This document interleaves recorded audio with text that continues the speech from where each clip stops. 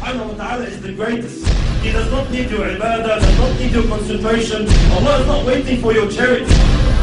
Allah's kingdom and dominion does not increase with your dhikr and tasbih and ruku' and sujood. We need Allah. We need Allah. We need Allah.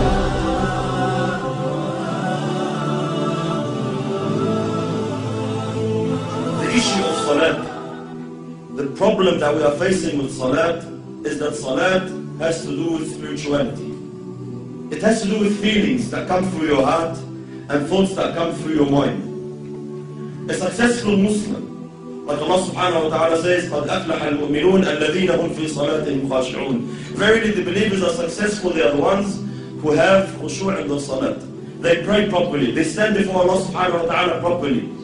A crucial step, a crucial cornerstone in achieving this target is to know who you're standing in front of. Who are you speaking to? Which words are you reading? These feelings, this set of feelings, they have to come through your heart, and the more they take you on, the more they are in your heart, the better your salat is.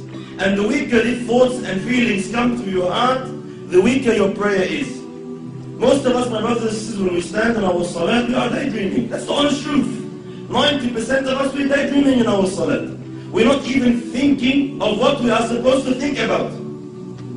The thought of thinking of something doesn't exist. Why? Because the intention is not there, the strength is not there, the understanding is not there. This is why briefly, inshallah, what feelings, what emotions must come through our hearts standing before Allah subhanahu wa ta'ala? How can we assist? How can we basically amplify these feelings? Number one, knowing who Allah subhanahu wa ta'ala is. Who am I talking to? Who am I standing in front of? Allah subhanahu wa ta'ala, my brothers and sisters, does not need us. Allah subhanahu wa ta'ala is the greatest. He does not need your ibadah, does not need your concentration. Allah is not waiting for your charity.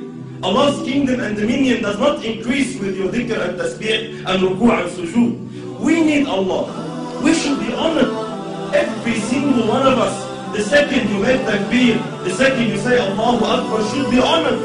That Allah subhanahu wa ta'ala has allowed you a window of opportunity to speak to Him, to stand before Him. This is why the ulama say, whoever wants to talk to Allah, he should pray. You want to talk to Allah, start praying. When you're praying, you are directly, with no barriers, with no intermediaries, with no interpreters, you are speaking to your Lord, your Creator. This is why very, very important that we realize who we're talking to, my brothers. It's a small brief hadith. You know, Allahu Akbar, the understanding we should have who Allah subhanahu wa ta'ala is. Allah subhanahu wa ta'ala says, تُسَبِّحُ لَهُ السَّمَاوَاتُ السَّبْعُ. The seven heavens and what it contains, and what is in there. تُسَبِّحُ لَهُ السَّمَاوَاتُ السَّبْعُ وَالْأَرْضُ, and the land, وَمَنْ فِيهِنْ, and everyone inside it, and everyone within the boundaries. تُسَبِّحُ لَهُ السَّمَاوَاتُ السَّبْعُ وَالْأَرْضُ وَمَنْ فِيهِنْ وَإِن مِّن شَيْءٍ إِلَّا يُسَبِّحُ بِحَمْدِهِ وَلَكِنْ لَا تَفْقَهُونَ تَسْبِيحَهُ. Everything is praising Allah.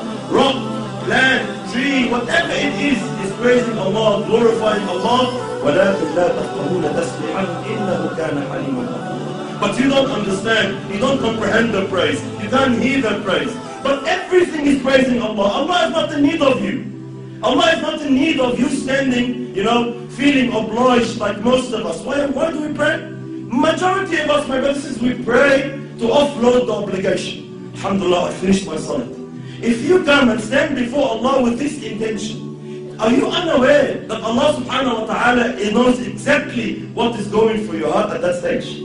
When you come and say, I just want to get dhuhr over and done with.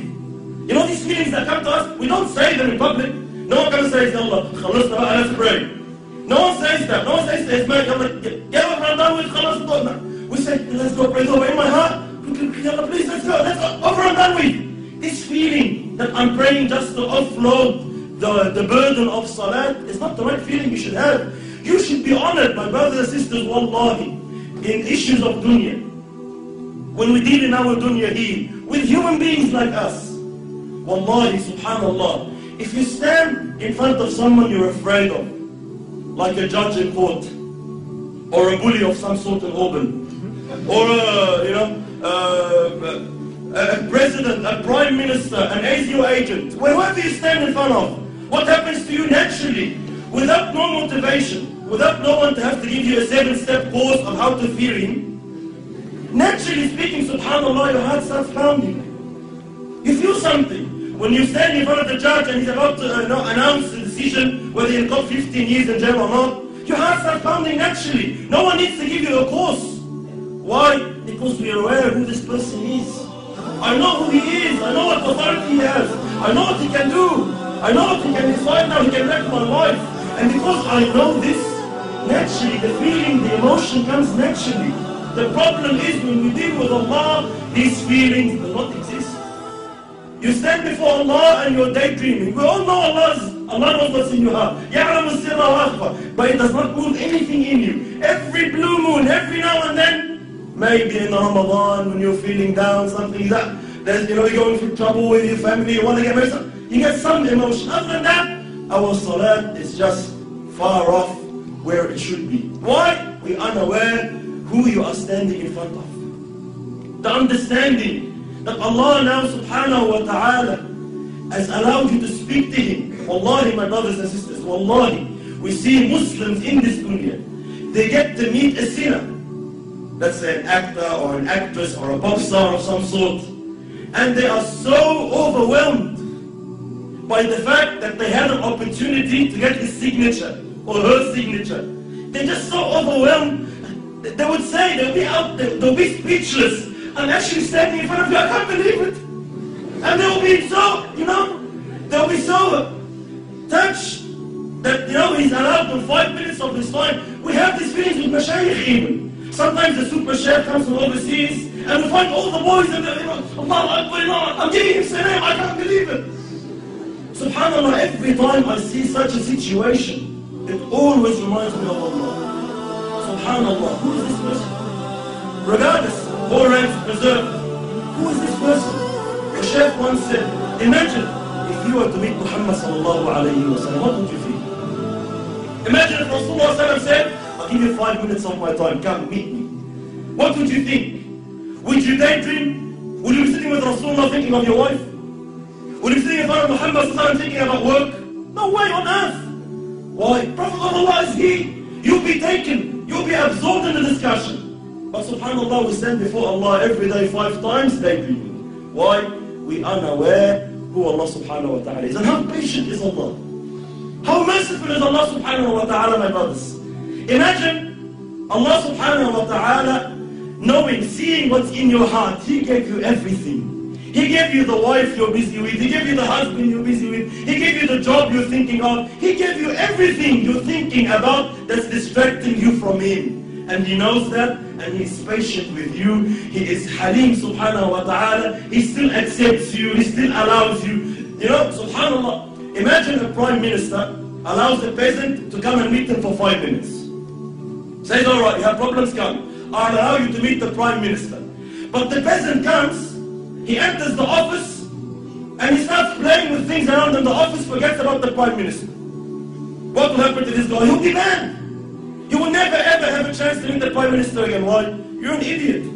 We allowed you the chance, we opened the door for you, and you don't want to present your situation. You don't want to say anything. You get busy with something else. Why did you come? Likewise, imagine Allah subhanahu wa ta'ala, the King of Kings, 5 times a day allows you an opportunity to speak to Him, to complain to Him, to beg of Him, to ask of Him, and you are daydreaming. And Allah subhanahu wa ta'ala still allows you. Allah doesn't ban you. Allah doesn't say, this guy is disrespectful. No, Allah is patient. Allah waits subhanahu wa ta'ala. You will understand. You will come back. So very, very important. Step 1, who Allah subhanahu wa ta'ala is.